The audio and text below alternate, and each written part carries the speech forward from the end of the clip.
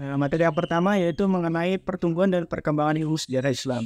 Jadi pada saat itu historiografi Islam ini ditulis oleh Muslim dari berbagai aliran, mengikuti perkembangan peradaban Islam. Nah, historiografi Islam berkembang itu sejak awal penyebaran Islam oleh Nabi Muhammad SAW hingga abad ketiga Masehi. Jadi ketika itu historiografi Islam ini mengambil bentuk yang mapan. Islam memberikan kesadaran sejarah kepada umat Muslim melalui Al-Quran dan Nabi Muhammad SAW sebagai figur historis pada saat itu.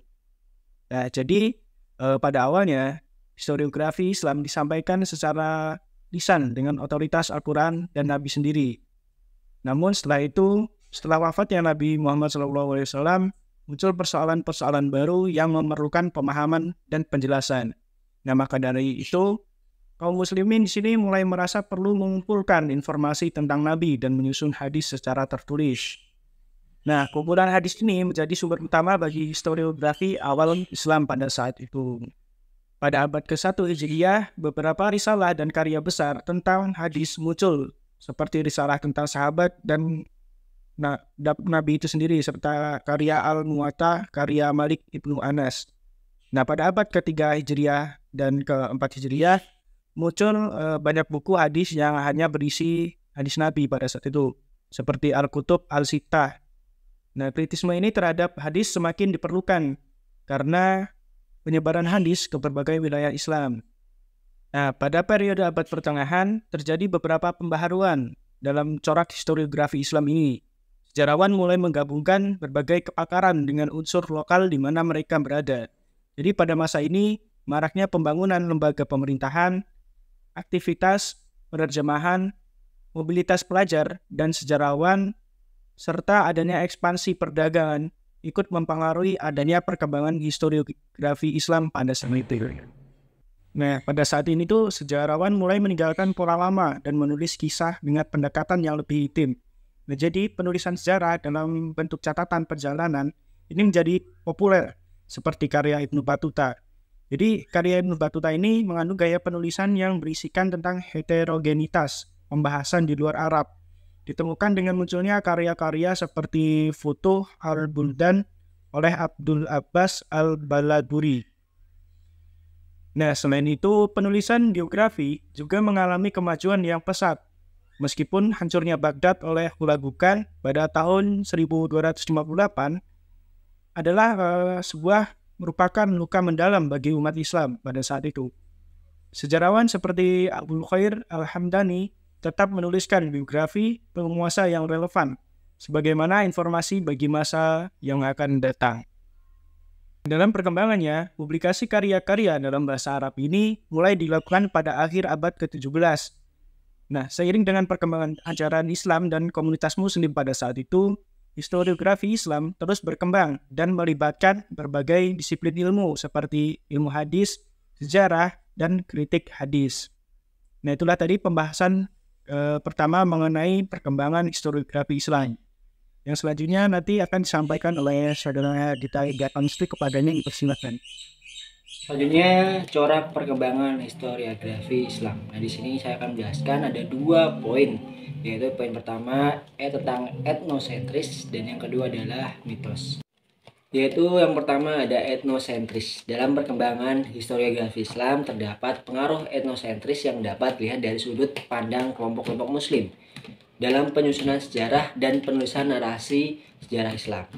Nah, etnosentris dalam historiografi Islam dapat merujuk pada kecenderungan untuk menempatkan kelompok atau kultur tertentu sebagai pusat atau standar utama dalam penyusunan sejarah, sementara mengabaikan atau meremehkan kontribusi atau perspektif dari kelompok lain. Nah, salah satu contoh etnosentris dalam historiografi Islam adalah menekankan yang lebih besar pada sejarah Arab dan kelompok Arab dalam narasi sejarah Islam itu sendiri. Dalam hal ini terlihat dalam penekanan pada kisah-kisah dan kontribusi para sahabat Nabi, terutama dalam pengumpulan dan penyampaian hadis Nabi Muhammad SAW. Dan meskipun terdapat banyak sahabat non-Arab yang juga memiliki peran penting dalam sejarah Islam, namun dalam beberapa narasi sejarah fokus lebih diberikan kepada sahabat dari Arab itu sendiri. Poin yang kedua yaitu ada mitos. Nah, dalam perkembangan historiografi Islam terdapat beberapa aspek yang dapat dilihat dari sudut pandang mitos itu sendiri. Sudut pandang mitos ini mencakup penekanan pada cerita dan narasi yang memiliki unsur-unsur mitos, legenda, atau cerita rakyat dalam penyampaian sejarah Islam. Salah satu contoh dari sudut pandang mitos dalam historiografi Islam adalah adanya narasi-narasi yang mencakup keajaiban dan mukjizat dalam kehidupan Nabi Muhammad SAW dan para sahabat-sahabatnya. Dan cerita-cerita ini yang seringkali menekankan aspek supranatural seperti mukjizat dalam melakukan penyembuhan, kekuatan gaib, dan perlindungan khusus dari Allah Subhanahu wa taala. Meskipun mukjizat adalah bagian dari dalam keyakinan Islam, namun dalam sudut pandang mitos cerita ini dapat melebih-lebihkan atau mengandung elemen yang tidak dapat dibuktikan secara historis itu sendiri, atau kesimpulannya tidak bisa dibuktikan secara nyata. Dan selanjutnya yaitu ada karya dan tokoh-tokoh dari historiografi Islam itu sendiri, terutama yang ada di Indonesia. Yang pertama ada yang namanya Hikayat Raja Pasai. Jadi Hikayat Raja Pasai itu adalah sebuah karya sastra Melayu yang mengisahkan tentang sejarah kerajaan Pasai yang terletak di wilayah yang sekarang dikenal sebagai Aceh atau di Indonesia itu sendiri. Tokoh utama dalam Hikayat Pasai adalah Raja Pasai sendiri yang disebut sebagai Raja Merah Silu. Ia adalah seorang raja yang berkuasa di kerajaan Pasai. Karya ini menceritakan tentang kehidupan, kepemimpinan, dan peristiwa-peristiwa yang terjadi pada masa pemerintahannya. Selanjutnya ada yang kedua yaitu Hikayat Aceh. Hikayat Aceh adalah sebuah karya sastra Melayu yang mengisahkan sejarah dan legenda-legenda yang terkait dengan wilayah Aceh atau di Indonesia. Karya ini menampilkan berbagai contoh yang memiliki peran penting dalam cerita-cerita yang disampaikan. Contoh ada Sultan Iskandar Muda yang sering kita dengar, kemudian ada dua Putropang, yang selanjutnya ada Panglima Polem, dan ada Tengku Syekh Abdul Rauf. Dan yang ketiga ada Hikayat atau yang namanya Babat Demak.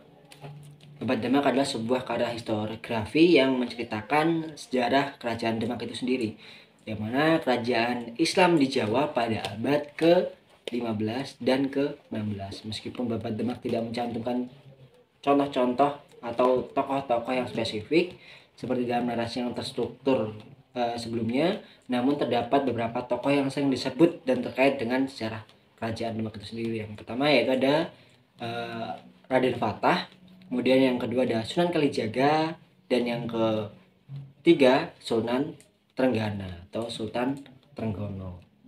Yang keempat ada yang terakhir adalah ada Babad Giyanti.